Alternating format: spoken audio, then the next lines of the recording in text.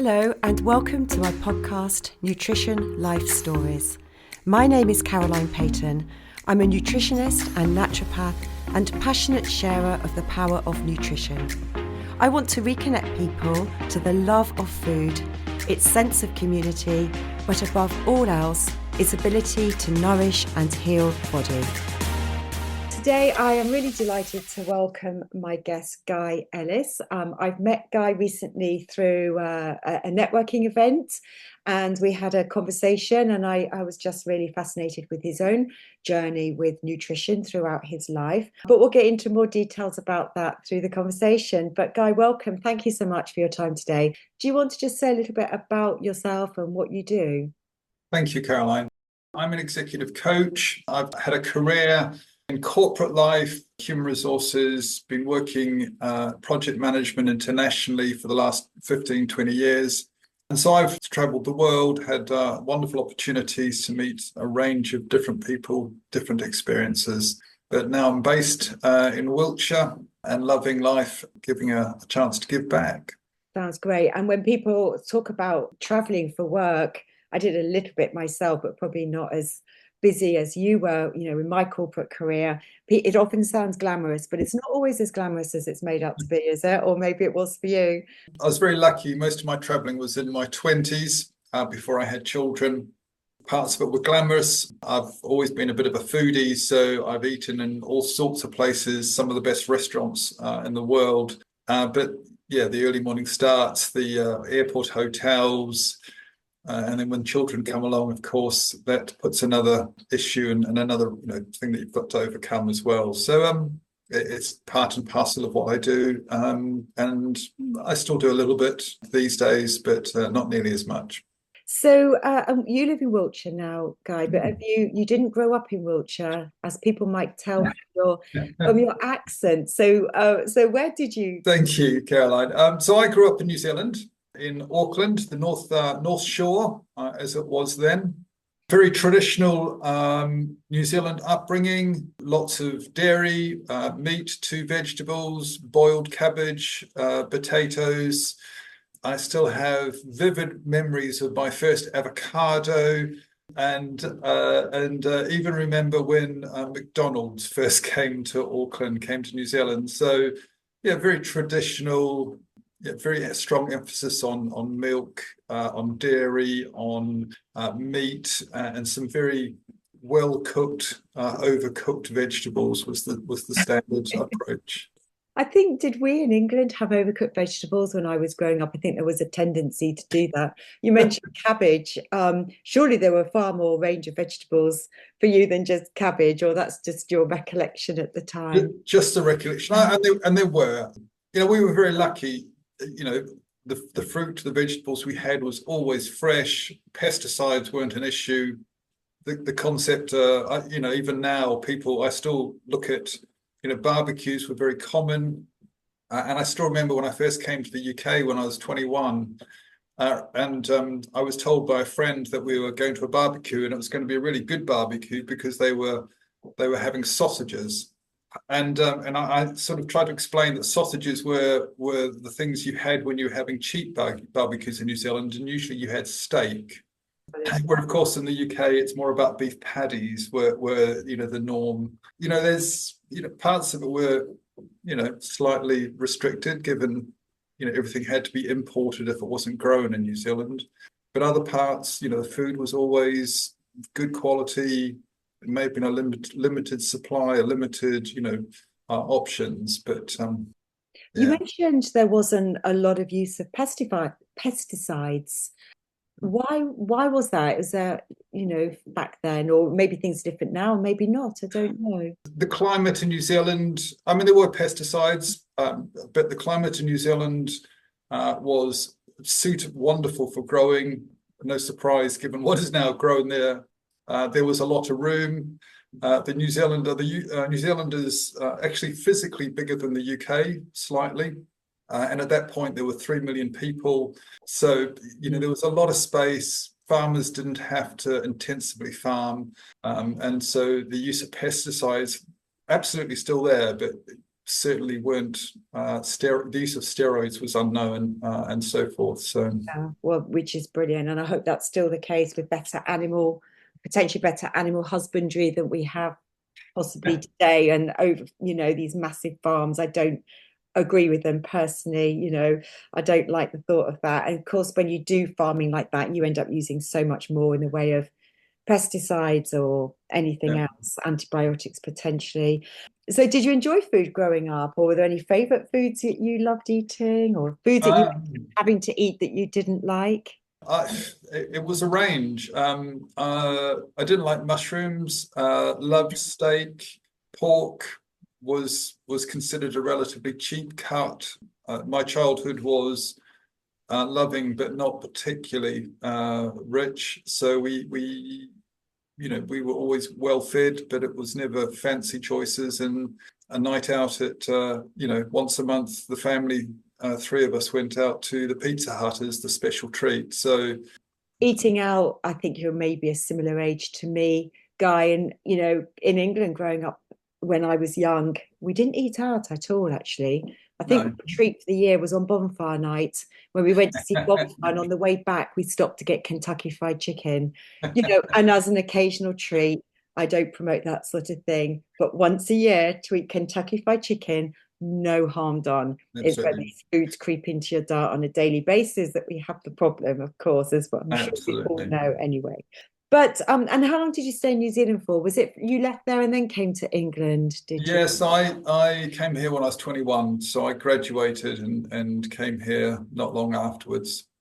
No, of course, we were chatting before, Guy. You talked to me about your own health concerns or digestive problems that you had. Do you want to just share a little bit?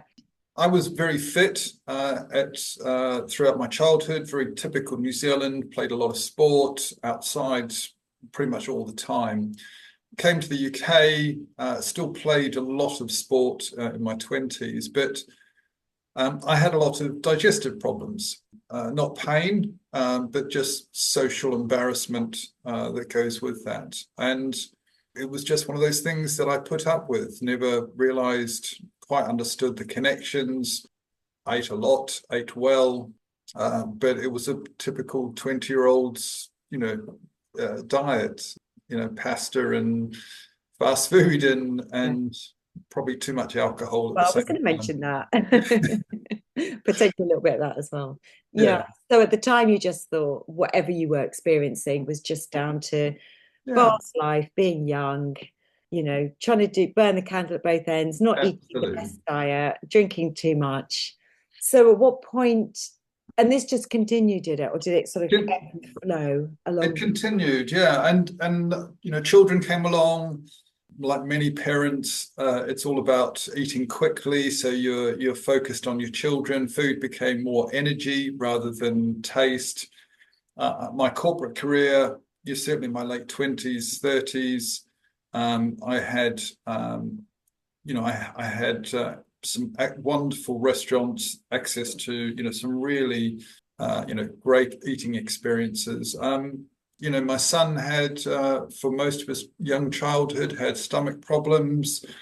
We went to, Harley Street. We went to, tried to find all sorts of solutions for him. But it never crossed my mind that actually, it might be genetic, might be actually my source, might be my problem. I only knew that I particularly loved dairy food, cheese, milk, anything.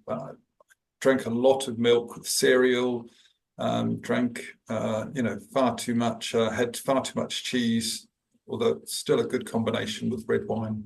But because I loved it, I didn't sort of make the connection between that and craving. So yeah, no, it's through my 30s, continue to have problems with my stomach and the implications of that.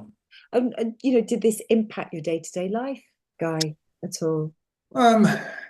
Tried not to. As I got older, into my 30s, 40s, tried to take out the processed foods, not in particularly any way, but, tried to really emphasize for the children. I was responsible for much of the cooking in my household. so much of the buying of the food. So although in hindsight still quite processed, at the time, it felt like it wasn't obviously artificial. Pre-made food, which then cooked in the oven, was a family favorite because we had busy lifestyles. Time together as a family eating was an important thing rather than, time together preparing food was not a priority.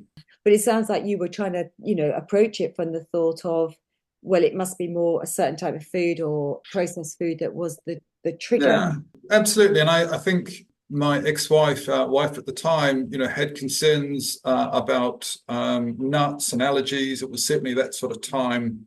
And so she was very concerned about the children having nuts. I mean, the advice has clearly moved on since then to actually give children nuts. But at the time, it was the opposite.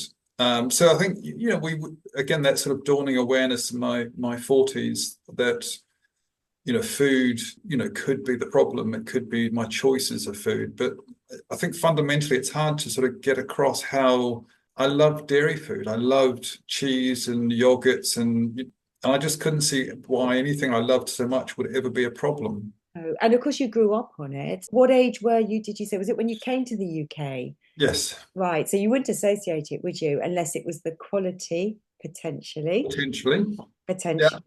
That was a problem. It was the change from the possibly a purer produce there and products than compared to potentially what you were getting here. And you're saying your son was in a similar position then to you. Far worse. And they didn't find the problem at all. No, never found the problem. Right. And we got to the age of about 13 or 14 when they started saying things like, well, he'll grow out of it. They just label it IBS, which is what I find with my clients. It just becomes a label of IBS, and that's what you live with. But that doesn't get you any further forward on knowing what's going on. My approach is trying to get to the root cause. So for you, what sort of opened your eyes as to what it potentially could have been? There was a moment where I went to Jordan. So I took a 10-day holiday in Jordan. Absolutely loved it by myself. And during that time, lots of spicy food, lots of very different Middle Eastern food. I love the Middle Eastern cuisine, but it was very hot, and there was almost no milk at all. A little bit of goat's cheese. Different, but virtually no dairy food. For 10 days, I had virtually no dairy food. And I could not understand why I had literally no symptoms at all over those 10 days. It was quite, because it was quite spicy, quite, varieties of heat, so quite food I was not used to normally eating. And it was it was a weird, I came back thinking, that's really odd. I must just be going through a good time. And then, started back in on my pint of milk for breakfast every morning. And after 3 days, I had, the issues come back tenfold. Wow. And at that point, even I couldn't ignore the link between, the dairy, the milk, and my stomach issues. So, how old were you then, Guy? That was about 5 years ago. So not that long ago. No, about just my early 50s. You've been experiencing things for a long time. Decades, really. I'm a man. I unless it's crippling, I put up with it and don't make a fuss. Well, most people sort of put up with things until it becomes, people still have to, becomes completely debilitating. The difficulty comes from trying to identify what might actually be going on. And so for you, you recognize it was the cow's dairy. Do you ever goat's milk, cheese, or anything like that? So I cut out dairy milk straight away. I went to lacto-free. Sorry, I cut out the normal and went to lacto-free milk, and that made a big difference. About 3 years ago, however, I decided and tried alternative choices, so soya, almond, and so forth. That took a while to get used to, but now I don't have, any of that, any dairy milk of any shape or form. I have noticed that I've got a bit more sensitive. So I adore cheese, but I keep trying it every once in a while. but I pretty much have cut cheese out entirely. The downside is that even a little bit of cheese, in cooking can sometimes have a pretty immediate effect, whereas I had a tolerance much higher before. I was going to say, for some people, once you've cut it out, then your body, your gut reacts very quickly when you put something in that it doesn't tolerate well. And just to explain to people listening, from my perspective, when there's something as extreme for you like that, which is not that unusual, for something like dairy, well, there's two aspects to dairy. It could be casein, the protein, but more commonly, it's to do with the milk sugar called lactose, and that we lack the enzyme called lactase to break down this milk sugar. And therefore, it goes through the gut and it creates all the different symptoms, whether it's cramping or other things, bloating, what other things might be going on for a lot of people. And some people just cannot tolerate it at all. I do. So you wouldn't even, well, you don't need to. You found alternatives, and you found by avoiding it completely. Some people find that if they're worried they're going to get caught out, it can be helpful to take lactase enzymes in capsules when they go out and about, because that can just help people if get caught out, because that helps to break down, well, does break down that milk sugar called lactose, which can help some people in case they're going to be caught out somewhere. But obviously the best thing is to try and avoid it. Some people can tolerate small amounts, actually, and it's the thing I talk about when I talk to people around dairy generally is that we are the only mammals to consume dairy beyond infancy.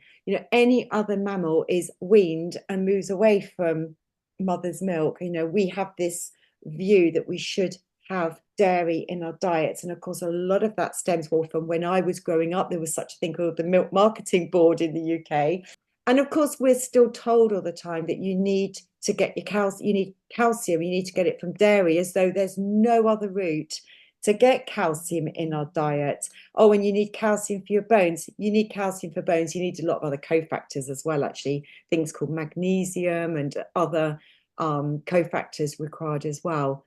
And actually, when we have a broad, varied diet, you can get calcium from other means. And it doesn't need to come from dairy, but there is this obsession that, and it's still, a lot of people are like, you've got to have calcium. If I don't have the milk, where am I going to get my calcium from? A lot of these milk alternatives are fortified with calcium, actually, and it shouldn't be a problem. I don't have much dairy in my diet at all. Of course, I can eat it, but I don't have much in my diet. And I do like goat's cheese, and some people find alternatives to that, but you just take it out completely from your diet. I must admit, I'm just thinking at the moment about trying the lactase. Yeah, because I just really enjoy cheese. And you wouldn't want to go crazy on it, Guy, I should think, but to be able to enjoy it a little bit, you may find that you can have a lactase at the start of a meal and be able to eat some cheese. You can buy this lactose-free cheese, actually, but possibly the best way is to use one of these enzymes, lactase enzymes, and then you might be okay. Yeah, definitely. And so once this radically changed things for you. Absolutely. Your symptoms just disappeared. They've never totally disappeared. Right. But I can. It's not even about managing it, because I managed it before. But they're so rare that they're never as severe. They're a tenth of what they were, and they're so rare that I actually remark upon it. And whereas before I had little control over the impact of it, I now have I actually have control. So it's just an entirely different ball game.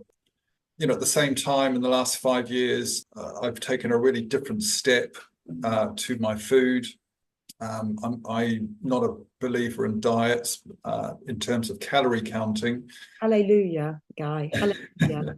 Not at all. But I've pretty much cut out all processed food except bacon. I still can't cut that has to stay, once or twice a month.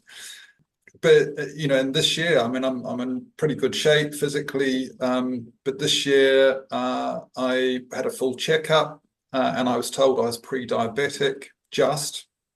I've always had a really, really sweet tooth. I'll eat entire, huge bars of chocolate, lots of sugar. The And chocolate, the dairy though, Guy. The yeah, dairy. yeah, no, but that's the problem. You see, dairy, I've cut out all the cheapo chocolate and now just tend to have the good quality chocolate. Okay, the dark chocolate or something like that. The better, not the Cadbury's, in other words, but it's the stuff that isn't chocolate flavored sugar, but has Okay. actually got some cocoa in it. And so I've cut out all loose sugar out of my diet completely. And I literally within 3 months saw a 10% drop in my numbers, and I'm now not pre-diabetic. I'm actually well within the acceptable range.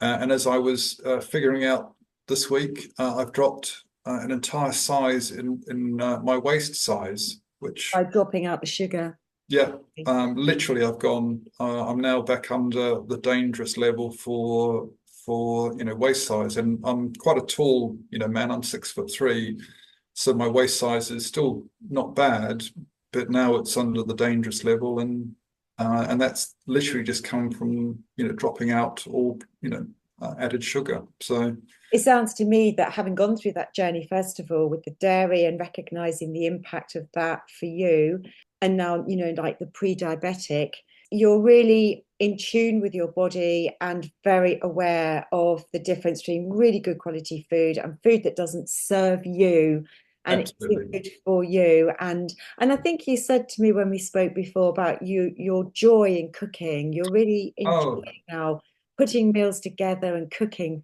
good absolutely. food. Yeah, and absolutely. That was part of that sort of like the last 5 years of my journey is that I've been cooking since the age of 11 or 12 for not for joy, but to feed my family. And now, children are left home, single, and I've relearned how to cook. And I now take, food is not an energy; it's a process of joy, cooking and creating and Yeah. eating it. It's an entirely different. I never had a bad relationship with food, but I've now got a very joyous relationship with food. Wonderful. That's what I love to hear because we should all enjoy food. I was chatting to somebody this morning. She said, "Oh, my problem, Carolyn, is I love food too much." I said, "You should love food. We should Yeah, love food." And partly my podcast is about that, the joy of food and eating it and yeah. sharing with others and cooking it and all of that, which is great. So, from the discovery that you had, did this immediately have an impact for your son as well? Because you mentioned about your son. Yes, no, absolutely. So my son's early 20s. He loves his dairy. He's a lot better at managing it. So he's mentally much stronger, and now has a much better sense of what he needs to manage it with. And he's not at that point of giving up dairy, but he recognizes that there is a link, and that if he wants to manage his habits, For many people with it, it's about finding your tolerance to it. For some people, it's a zero tolerance. But as I said about this, like as adults, we don't naturally or shouldn't naturally be eating dairy, going back to being mammals, etc., being weaned. But most people have a tolerance level. Partly that's to do with our gut bacteria, actually, that lactic acid gut bacteria help to break down that lactose, helps to break down this excess milk sugar. And so that's why for some people, they can still maintain a small amount in their diets and they're okay with it. And so some people can have a small tolerance to it. Something else that crossed my mind when you were talking is around busy lifestyles, eating quickly, rushing meals, not taking the time to sit and eat well and eat more mindfully and thinking about what we're about to eat, because that is all important for triggering the release of our digestive secretions. And if mm, we were doing that well, again, that could also support being able to tolerate certain things that we may not tolerate well if we rush it. Well, and that's why many people do get digestive symptoms, because if they just took the time, and it's not always easy, we've all got busy lifestyles, small children, busy work, demands. But if we could all take a little bit more time to slow down and eat meals properly mm. and sit at a table, and pause and chew food well, we'd all probably cope a lot better with our digestive systems than modern lifestyles would lead us to believe. And it's great that you love your cooking and love your food now. Do you have any naughty food secrets? You mentioned though that you've actually cut out your sweet foods really, or perhaps a little bit here and there, because we're all human. I don't particularly. My partner gave me some twirl bites for my birthday, and I had a whole packet in one sitting.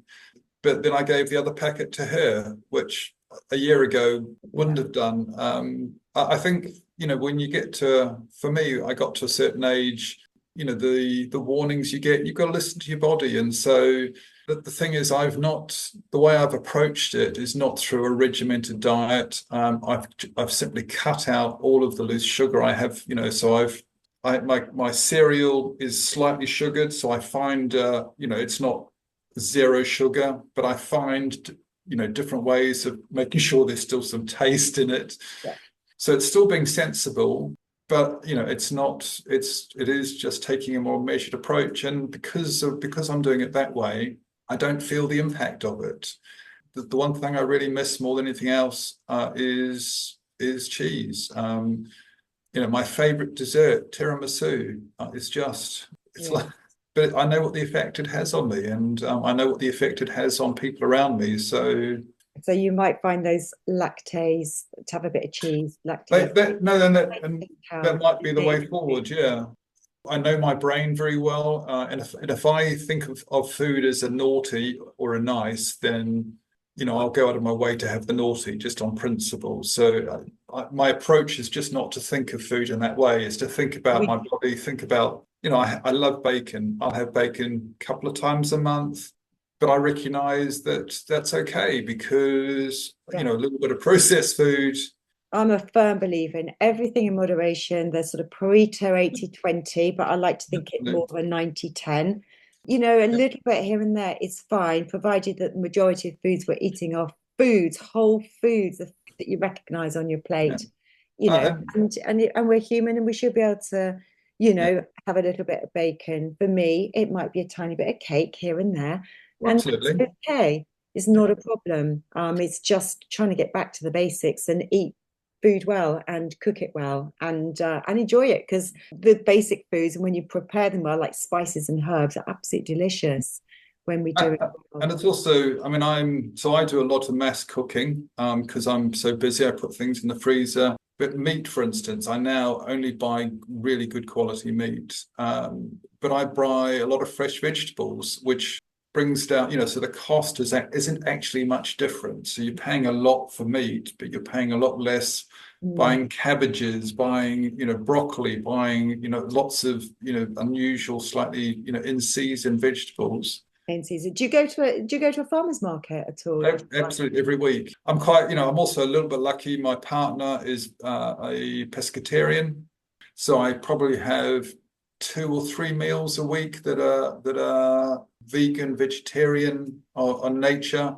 and she's taught me, how to make vegetables, whole wheat, grains and stuff. Yeah, actually taste. I actually like vegetables. I actually like vegetables a lot, but to add flavor to vegetables, to have variety. Vegetables are not boring, but you need a little bit of an understanding. But I've always found throughout my entire life that you can throw vegetables together and add in different spices and different herbs, and wow, they're just. Yeah. Well, cabbage, boiled cabbage was my mainstay during my teenage years and my childhood. I didn't eat cabbage for 30 years. I learned how to throw in, just really fresh cabbage with a little bit of olive oil, salt and pepper, and I adore cabbage now. So yes, it's just learning that, actually trying to unlearn, those things of childhood and actually, just appreciate the raw. And I think also that now that I've cut out a lot of sugar, my taste buds can appreciate more subtle flavors as well. So do you have any tips for anyone who is experienced like digestive problems and things like that? What would you suggest to them to do or go about it? For me, it's about listening to my body. I've got a wonderful life. I want to live as long as I can. I want to experience it, and I can only do that if my body is the best I can make it. And of course, there are compromises. I work long hours, but food is something to be savoured and enjoyed. And actually, it takes a little while, but when you actually get to a place where you're not putting it full of preservatives, full of salt, full of sugar, actually your taste buds adjust, and you come to appreciate and recognise the subtleties that variety in food, especially good quality food, can bring. So there's no real hints or tips, other than just see it as a potential joy for you, rather than as I did for many years, as an energy source. Yeah, just for fuel to get you through the day to day. It's been so interesting talking to you, Guy, and thank you for sharing your story. If people want to find out more about you and the work you do, Guy, how can they find you? My website's guyellis.net. I'm executive coach. I also do, other bits and pieces, training, consultancy. I spend a lot of time just talking to people and helping them out. So I'm always interested in conversations, always willing to see where conversations can lead us. And for me, thank you for the opportunity, but it's just a chance to let people know that I put up for 30 plus years with, embarrassing, situations, difficult, social situations. And I actually didn't have to. If I had, a little bit of thought and a little bit of guidance and some encouragement, I could have made a big difference 20 years ago. That would have been wonderful. So don't hold back. Thank you. And you're in a good place now. So that's wonderful to hear. Thanks so much, Guy. My pleasure. I really hope you enjoyed today's podcast. If you'd like to know more about the work I do, you can find me via my website, peytonprinciples.com, my YouTube channel, Peyton Principles Natural Health, where I have hundreds of videos, and on the usual LinkedIn, Instagram, Twitter, and Facebook.